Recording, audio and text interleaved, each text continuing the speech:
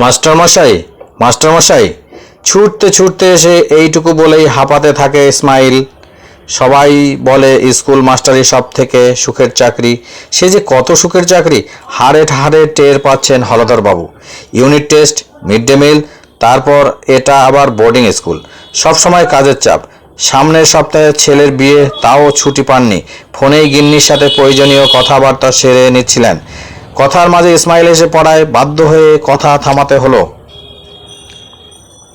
Head sir যে যথেষ্ট রাগী সে কথা সব ছাত্ররাই জানে।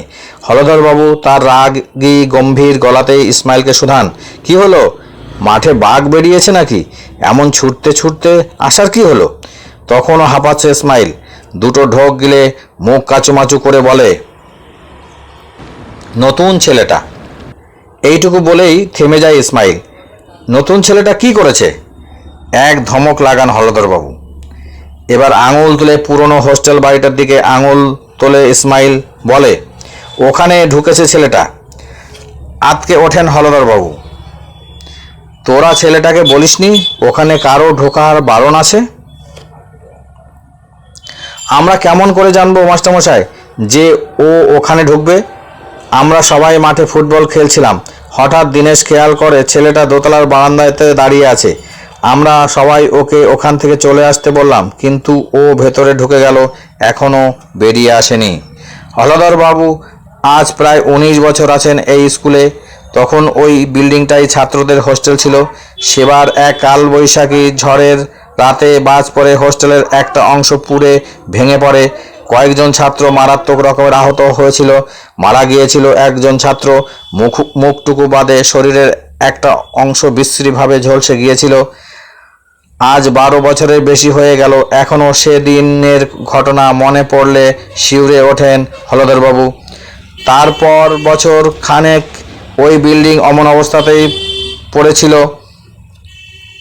হোস্টেলের ছেলেদের স্টাফ কোয়ার্টার্সে সরিয়ে আনা হয়েছিল, কিন্তু বেশ কিছুদিন পর থেকে যতবার ওই বিল্ডিং সংস্কারের চেষ্টা হয়েছে একটা না একটা অঘটন ঘটেছে।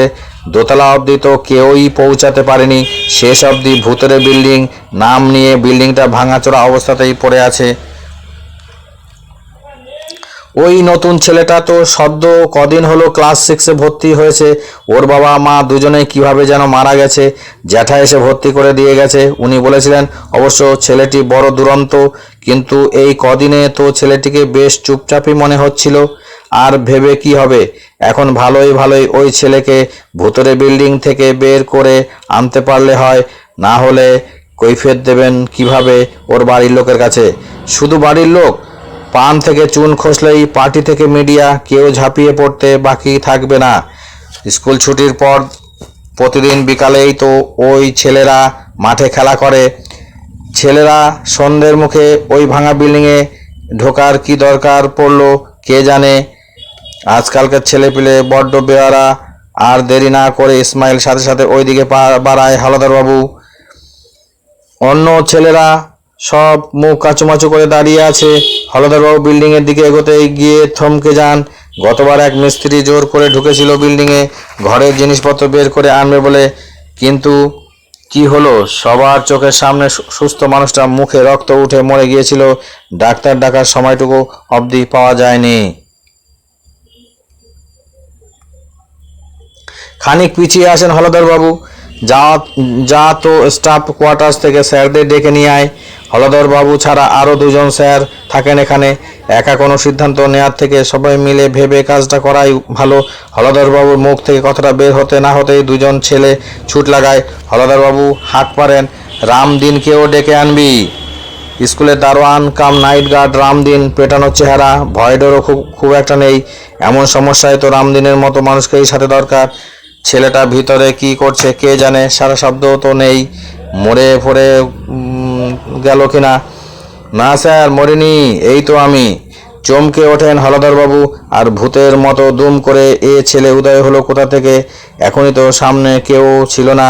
কোনোরকম নিজেকে সামলে নিয়ে ধমক দিয়েই জিজ্ঞাসা করেন, এই বিল্ডিংয়ে কেন ঢুকেছিলে?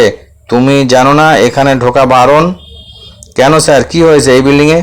ছেলেটার কথায় কি ছিল কে জানে, কোনো প্রতিবাদ করতে পারেন না হলধরবাবু। তার বদলে সেদিন সেই ভয়ঙ্কর ঘটনার কথা ব্যাখ্যা করতে লাগেন।